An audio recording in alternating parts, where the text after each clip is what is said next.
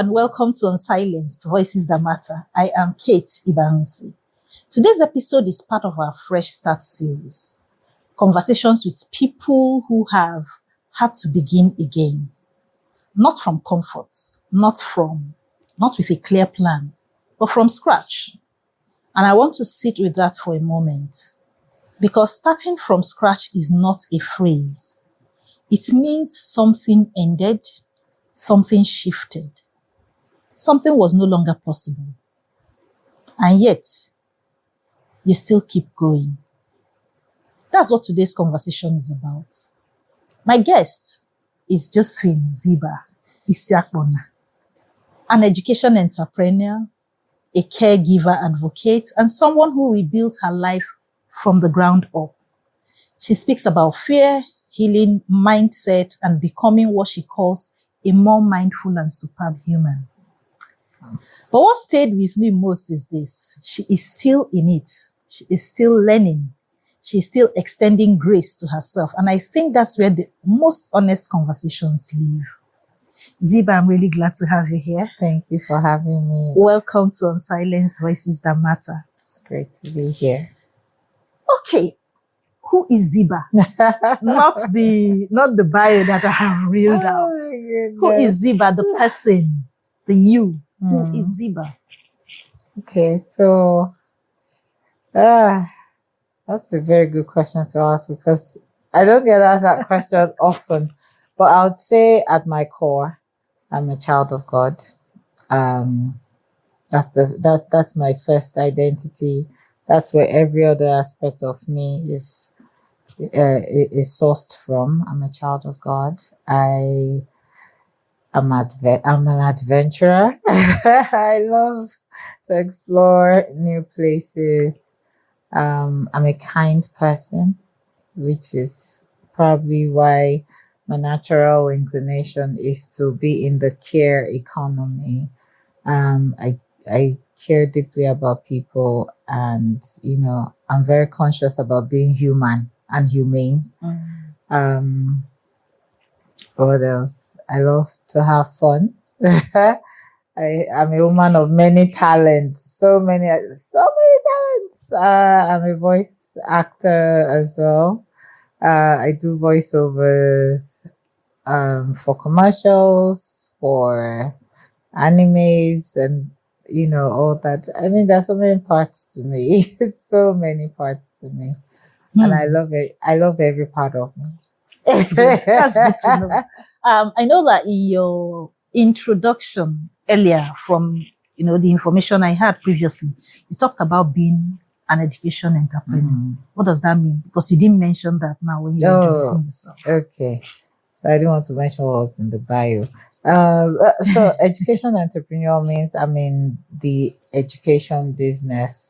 But it's really because that's the category that I find myself in Nigeria. But I like to describe myself as being an entrepreneur in the care economy, not just education. What we do at my organization is more than care. It is more than education. It's care, end-to-end care for the children, and as much as possible as well for the families that have children in our establishment. Okay, great. I see. Because I wanted to ask, those are two, for me, they are very distinct identities, being an education entrepreneur and being a caregiver advocate. Those are two very distinct identities. And I was trying to think, okay, how does this make, I think you have practically alluded to it. So today's episode, we talked about fresh start. Yeah. I themed this series a fresh start series. And it's because I know that there are several stories that speak to people starting from the beginning. And like when I started at first, I said a fresh start means something must have ended. Something stopped at a point. And so you are beginning afresh. It's like rebooting your phone. Yeah. Maybe it hung, and then you have to go on factory reset. And so a fresh start for me is actually that factory reset where you press the factory reset and you are starting again irrespective of where you were. So, and then looking at, thinking through in my head, I'm thinking, Zibā, some of the things you said, some of the things you alluded to really got me thinking. And I just want to leave, like I said, this is a conversation. I may have questions in my head I want to ask, but I want it to be as seamless as possible. I want you to just open up, just speak from what you're comfortable speaking about, of course. But most importantly, where do we start? The story of your fresh start. Where did it start from? What stopped? So there are many points in my life where I think I've had to press the reset button. And I think those little buttons I've had to push along the way were actually building resilience in me and some sort of reference point that, if this were to ever happen to you, you can start all over. It's fine. It's okay. I'll talk about my first major fresh start. So after secondary school, I was sent off to Jos to enroll in the University of Jos. But then there was the Jos crisis that came up, and my father said, "You're not going back there. Just be at home. Let me be seeing my child," It was strange because I come from a family where everyone kind of schooled in the north, and I didn't get that chance at the secondary school level. So for university, I was very excited, like, hey, I'm going to the north, I'm going to learn Hausa. I love Hausa people so much. So I was just excited. But then I had to come back, and getting into a university down here in the West meant that, you need a scene, there's a minimum, I can't remember what the requirements, I think 5 credits or so. But in math, I didn't have a credit. I think I had a D in math. And so it was obvious that I needed to write JAM again. And I needed to write, WAEC all over again. And I was so scared of math. I didn't know what to do. My brother just encouraged me. He said, "You know what? You have to do this. I don't know how you're going to do it, but you need to do it. I need to pass. Because in this house, we don't recite exams." And, this is the first time. This is the first time this is happening. That somebody's going to have to write JAM again and WAEC again. So you just have to do. We understand.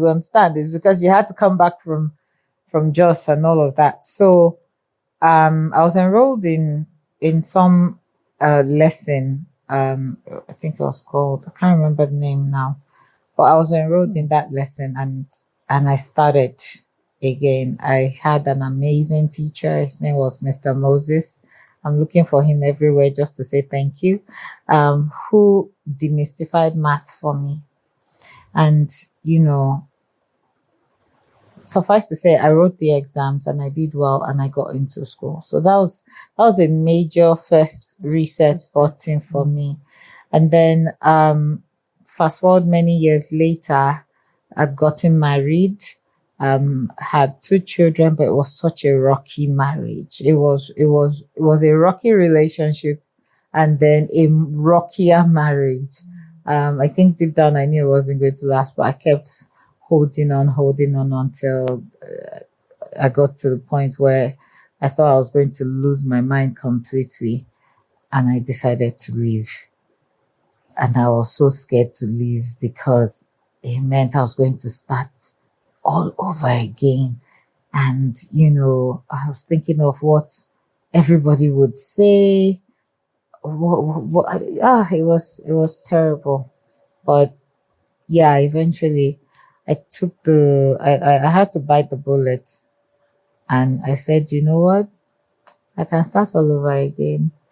Worst case scenario, I'll sell tomatoes under the bridge.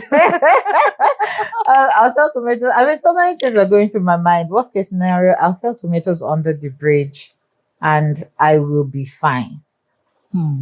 And so I left with my 2 kids, and boy, oh boy, am I fine. I am really fine. and that was a major reset button for me, a Wow. very major one. That's And I that's thought it was heavy. the end. That's heavy. Yeah, I honestly thought it was the end until the last one I've had came about. I had a great job. I really loved my job. Maybe not so much the environment and some of the people I worked with that I considered toxic and very negative in their way of thinking. But I loved my job. And I think so many things have been going on in my life. I was having emotional issues, unresolved emotional trauma, um, stress, physical stress. I think there was just a lot going on in my body and in my mind that I didn't have that self awareness to just pick up, the scent of it and say, oh, you need to maybe relax and fix some things. And then I had some sort of emotional breakdown. My friends say it wasn't an emotional breakdown, but that's how I kind of describe it. I had some sort of emotional breakdown, and I had to leave that job eventually, if because I did something that was completely out of character. I was so shocked about it. I couldn't believe that I would do such a thing, but I just said, you know what, I need to just leave. Another major reset button reset. with 2 children, no job, no savings, nothing. And at that time, I had just started setting up the school. So the school hadn't even started yet. It was really that. I think that's the toughest one. That was the toughest one for me. But like I said, I think little, I've been pushing the buttons bit by bit. Yeah. And at that point, I just said, you know what? Fear is the enemy here. It's nothing else. It's just fear.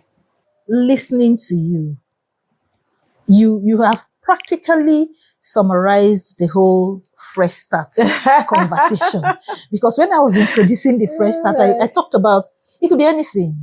It could be health. It could be relationship. It could be career. For me, I have had to have several fresh starts. Yeah. In every way imaginable. And so when you talked about school, talked about marriage, it seemed like you just covered the whole spectrum of what fresh starts are. But I can say, okay, school, at that stage, you are young. And so it's easy to bend and start again because everybody has gone to school. I have to go to school. But then when it gets to relationship, marriage, there are children involved. Pressing that restart button is a huge sacrifice. How did you navigate that? So I think I know this may sound so cliche, but it was honestly God that helped me through it. I was in that very abnormal very abnormal situation for about 7 years. I think it was 6.5 years. And it was really courage. I'm trying not to beat about the bush, but the word is courage. One needs to have the courage to say, this is what I want, this is what I need, and this is what I'm willing to do to, that just have some sort of alignment between what I need and what I want. It's courage. I had to look inwards. What do I want? What do I need for myself, for my children?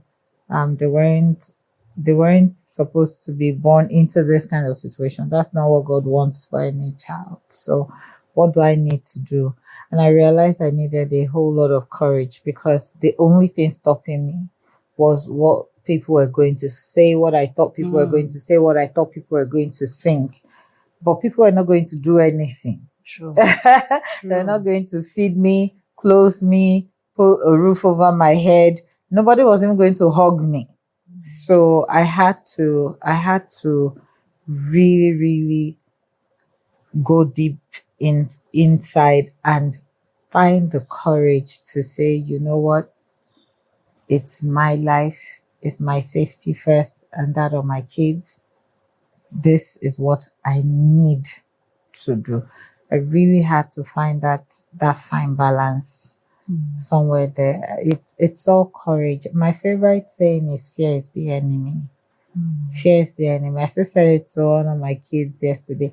I said, look, no human being is the enemy. The enemy is fear, and the father of fear is the devil. Is the devil. That's the real enemy to humans and to whatever it is humans want or need to achieve. The devil hates us so much. He'll do anything to destroy us. He even hates devil worshippers too. So, but anyway, that's a story for another day. But yeah, it's really courage, and we can only find courage in God. You know, what you have just said, I've worked in women's rights for years, and that is one thing that is actually missing. You know, in the interventions for families, you find out this same whole conversation around courage. You are afraid. If I live here, where will I go to? Who will I turn to? What will I do? And because human beings have the natural instinct to want to shy away from responsibility, we find it easy to hide and say, oh, okay, it's because of the children I'm staying. And then at the end of the day, you end up destroying the life of those children, and you are not even any better for it. So I want to applaud your courage, right? Because it's something that is still missing.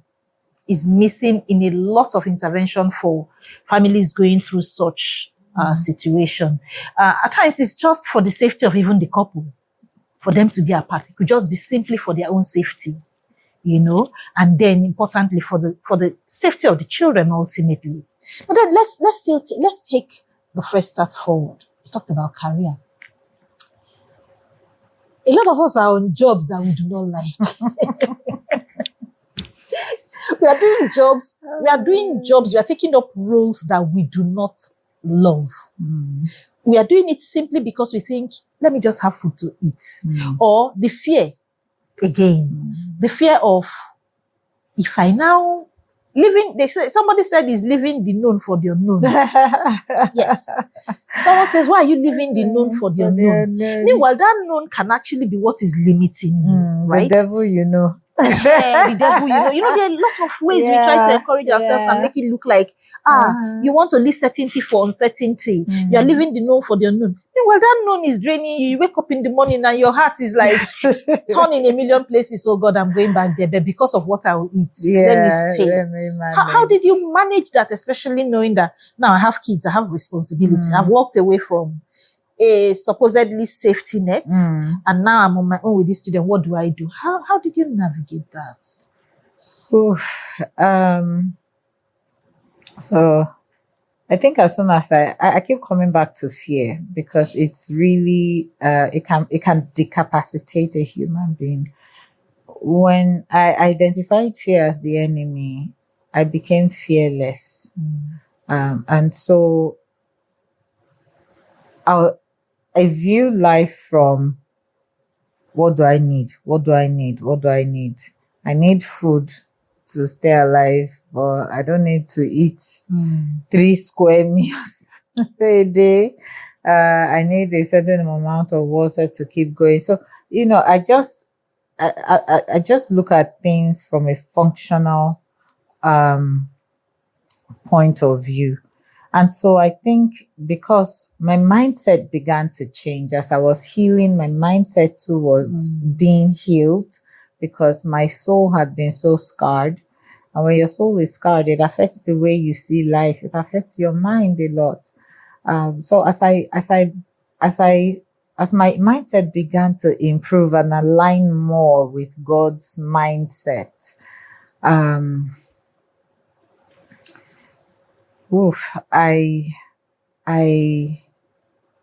redefined success. So we think that success is go to school, graduate, get a good job. Good job is not is defined in terms of how much you get they paid. pay, Mhm. not necessarily if they care about you as a human, if their values align. Aligns with your personal Yeah, values. Yeah. not necessarily that. So that's how we define success. Build a house, have cars, children go to the best private schools. That. But when my mindset started to change, I realized that success wasn't in my bank balance.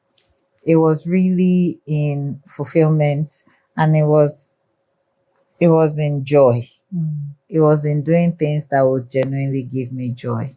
So for anybody to even want to pivot from where they are to where they would like to be, the first thing that needs to change is your mindset. You cannot pour what's it called, new wine into an old Wine skin, skin bag. It's gonna burst.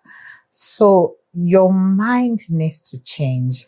You must first start to ask yourself, okay, what are some of the things that limiting me where I am right now? To be honest, not everybody is going to be an entrepreneur, but we are all called to be either entrepreneurs or intrapreneurs, meaning that you can be working for an organization and you make the organization wealthy, and you in turn become very wealthy, and not just in money, but in terms of impact and influence, So we need to start redefining what we call success. I use Jesus and the apostles, the apostles, as an example. They were all businessmen, one way or the other. But after they were called by Jesus, they redefined success. Success for them became all about pushing the gospel, pushing it amongst the Jews, amongst Gentiles. That was success. That was really where they got fulfillment from. And the rest was just a support system to that one thing. So if we can read it, for me, it was the game changer was really working on my mindset and then getting to a point where I was like, what really do I need to be happy in life? Because happiness is a core value for me. But one of the things I did was I had to define my values, like write it down, not just what my parents used to tell me. Remember the home you come from now. I had to take up a pen and write down what my values were, what's driving those values and things like that, so that I can communicate it effectively to people around me, especially my children. So if we're able to just change our idea of success, and for me, success had to do with making other people's lives easier in terms of childcare, in terms of care for the elderly. That's what makes me a successful person, if I'm able to do that. Because I know there are other things that will come with it. Wealth will come, all those things will come. But there are other beautiful things that come with that. But that was it for me.